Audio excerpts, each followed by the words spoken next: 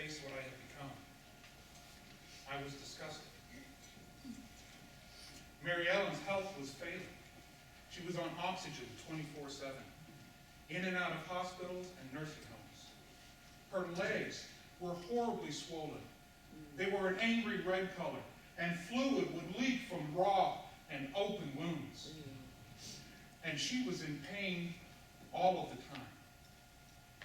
We decided together we were absolutely, positively going to get healthy someday. I woke up early one morning and I didn't see Mary. So I called out to her, "Good morning, baby." But the house was silent. I searched for her. "Mary Ellen, baby, are you okay?" And she was so pale. "Mary Ellen, baby, are you all right?" And I checked and there's no pulse and she's not breathing. "Mary Ellen, baby, please, no, no, no." And I went to give her mouth to mouth. And when my lips touched hers, she was so cold.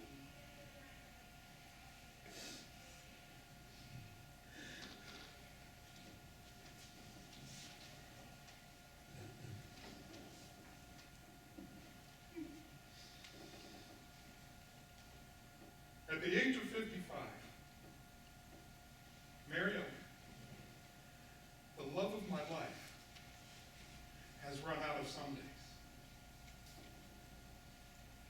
We knew we were killing ourselves, and still we waited. What were we waiting for? How did we expect to get any better if we didn't do anything? What do we expect to change if we don't take action? I get it now. I finally understand. We should never hesitate to take a step towards the life we want. We should not let one day pass without doing something to become the person we want to be. And I want to be so much more. I want to love big and laugh a lot and dance freely. I want to cultivate joy, experience wonder, and be inspired. George Eliot said, "It's never too late to be what you might have been." And that's the good news. It's never too late. We can have the lives that we want. What we dream of is not out of reach, but it's not going to come to us. We have to go get it. And the first thing I had to get was in better shape. I was hugely obese. I had really high blood pressure. And I was just this side of diabetic. It was about time I took better care of myself. And not someday, but right now. I weighed 452 pounds. If I didn't take some kind of action, I wasn't going to survive. So I decided I was going to weigh 220 pounds or less by December 31st. Now, you may not have noticed, but I wasn't exactly an athlete. I have the discipline and self-control of a toddler. I have a will of pudding.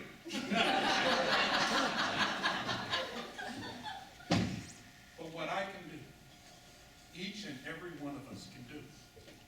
We can take a step. We can move forward. We can do something now to get just a bit closer to what we want. I said goodbye to my hamburgers and french fries, and I bid a tearful farewell to my hoagies and pizza. I am still looking for a healthy donut. I joined the gym, and I actually went.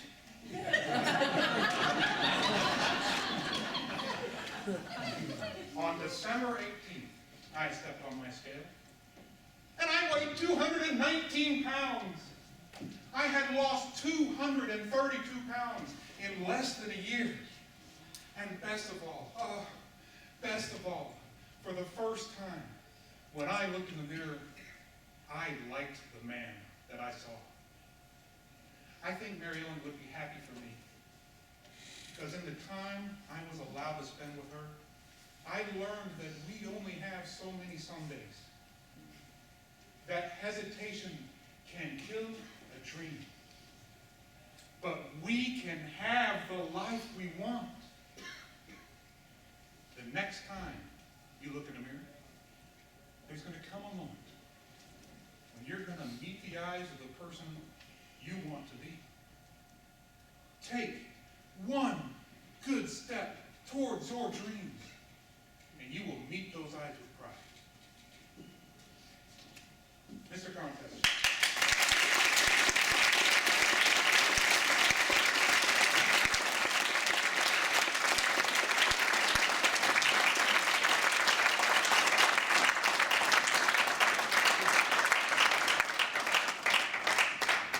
Congress, may I have a minute for the judges to mark their ballots?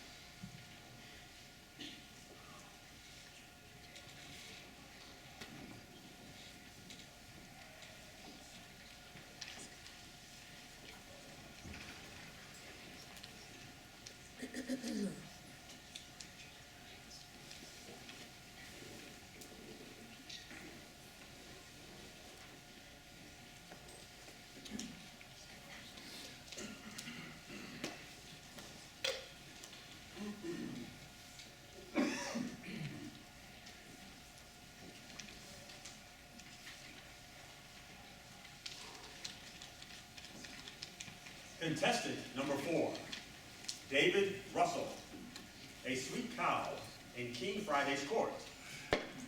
A sweet cow in King Friday's court. David Russell.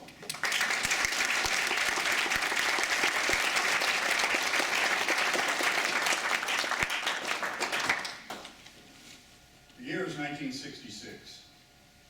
I'm 26 years old, just a kid really. And through the friend of a guest, or not, through the friend of mine, I had landed a job as a production assistant on Mr. Rogers' neighborhood, just right up the road in Pittsburgh. Now, there's something very important for you to know before I tell you about that sweet cow in King Friday's court. On the old kinescope system that we were using to tape, we had a problem editing, so we had to shoot the show straight through. And everyone lived in fear of stopping the tape and having to reset. Everyone. The other thing that's important for you to know is I was raised on a dairy farm.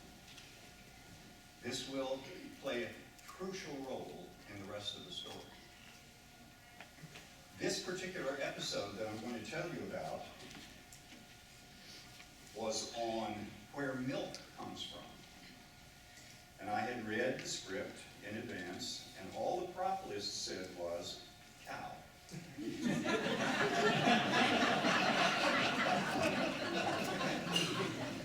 And I said, Fred, you can't bring a cow into the studio. And he said, why not? And I said, well, as property master, I'll have to be the one to clean up after her. He said, I'm sure she'll be sweet. He had bovine faith. Mr. Contest Chair, fellow Toastmasters, honored guests. We're standing backstage, ready for this episode to start. Fred's play place is here. He sends the trolley into the neighborhood of Make-Believe here, and the neighborhood of Make-Believe in King Friday's Castle is here. I'm standing backstage, and standing next to me is Fred Rogers. About 2 minutes from going on, when he turns to me in a panic and says, something I'll never forget as long as I live. I gotta pee.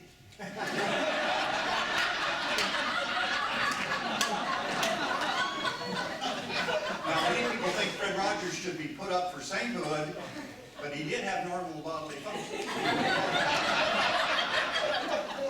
So I said, Fred, we're only 30 seconds in. Just had David Chen stop the tape, and we don't have to reset anything. No, give me something to pee in. I had some milk bottles on my prop table, and I had set some milk bottles on the set. I handed him one. He peed in it. He zipped up, handed it to me in and right on cue when it's a beautiful day.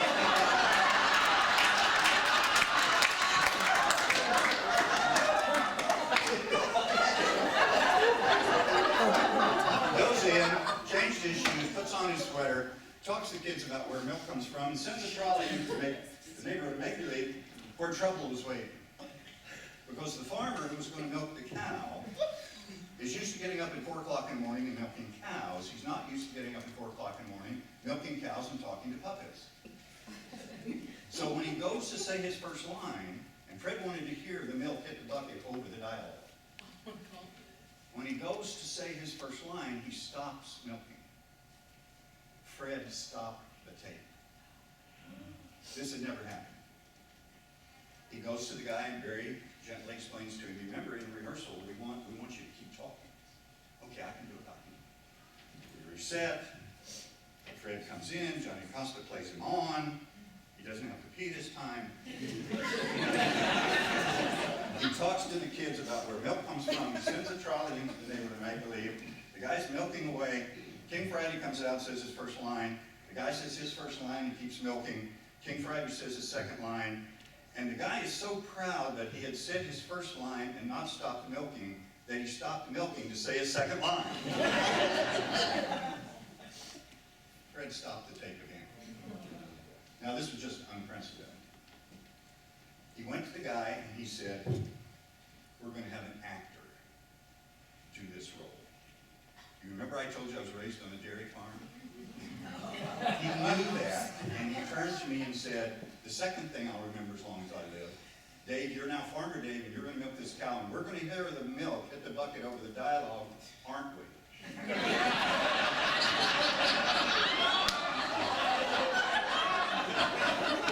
We reset. Johnny plays him on, talks to kids, changes shoes, puts on his sweater, sends a trolley in, and I'm over here milking, and I'm sweating bullets. Because being raised on a farm, I know this sweet thing only has so much milk in it. We better get this shot, or we're all in trouble. Well, we do. We get the shot. The trolley goes back. Fred changes shoes, hangs up his sweater, says goodbye to the kids. Tomorrow, we'll start the day tomorrow. Goes off, Johnny plays the chase, and we all go. We finally got it. The milk's in the bucket and the show's in the can. We called it being in the can. Jim Sweeney, who was later to become an announcer on QED, was the floor manager for Rogers at the time. And he was a friend of mine as well. He came over to me and he said, Dave, you backstage folks always want to get on camera, don't you? I said, yeah, I guess we do, yeah. He said, well, you finally did get on camera. So I said, yeah. He said, and the way you got on camera was you had pull.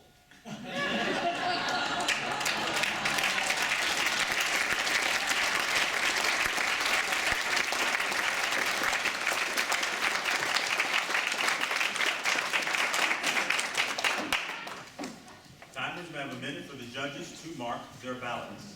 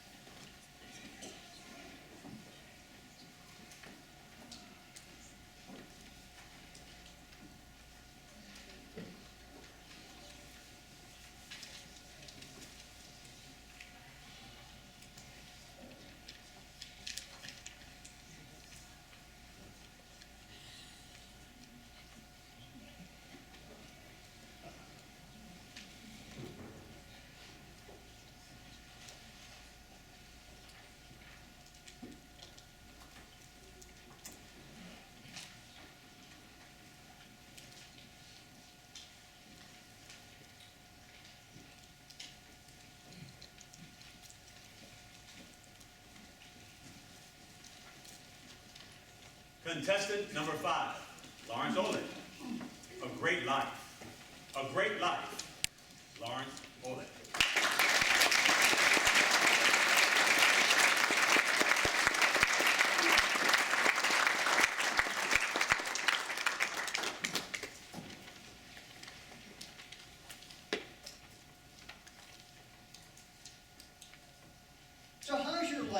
these days? Well, that's a bad question. Do I really have to answer it? Yes. But think very loudly. Because if you don't think loudly, I won't be able to read your mind.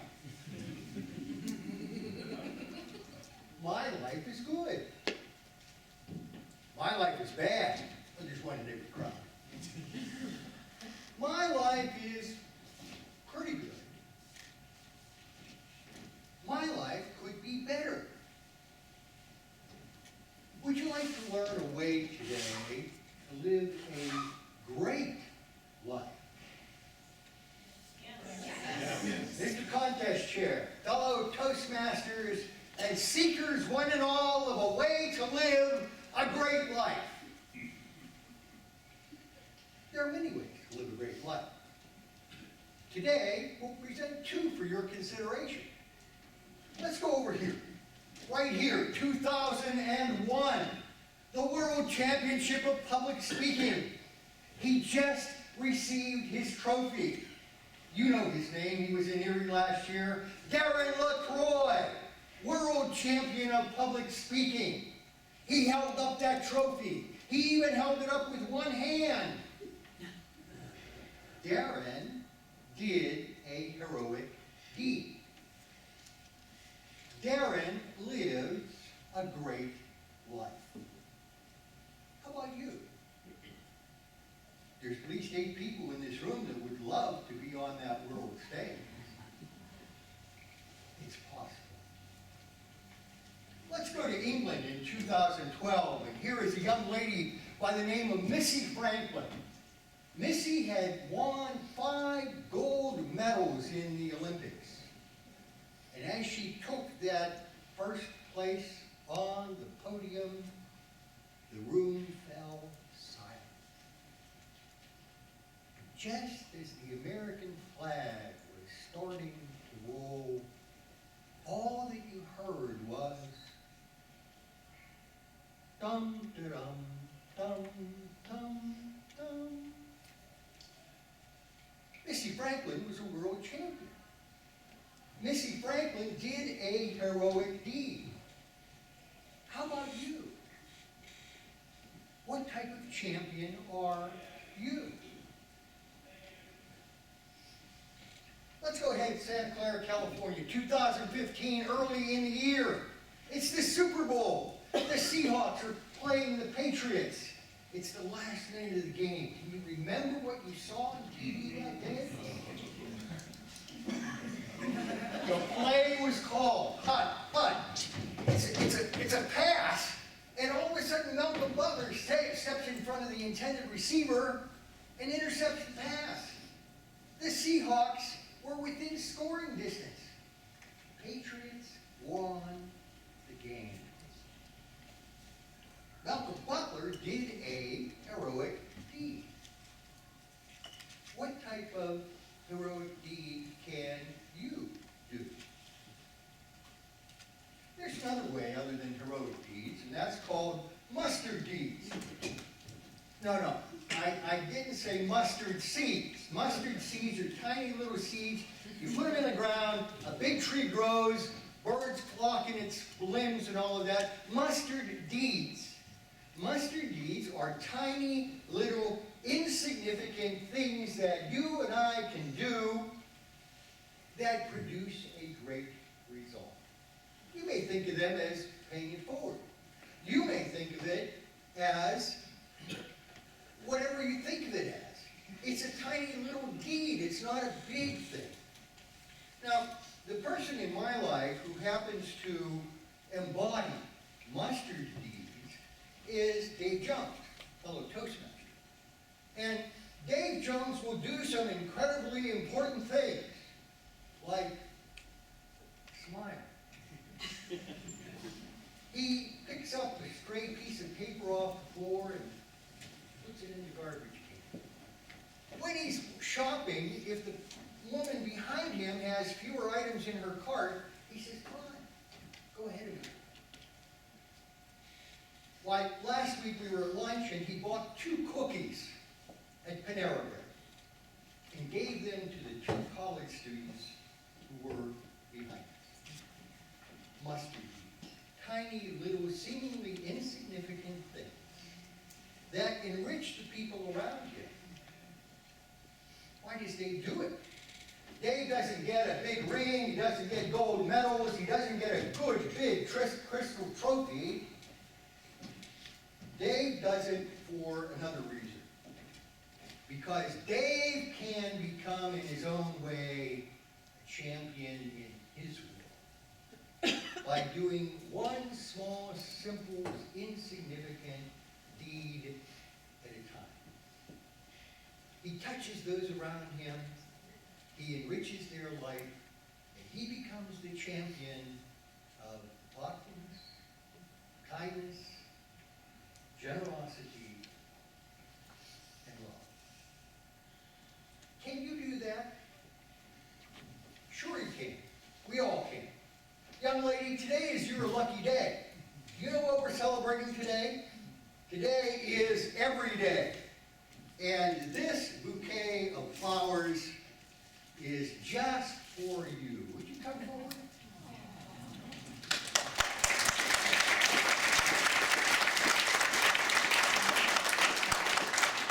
Yes, they are beautiful, but not as beautiful as you. My wife, Marcy.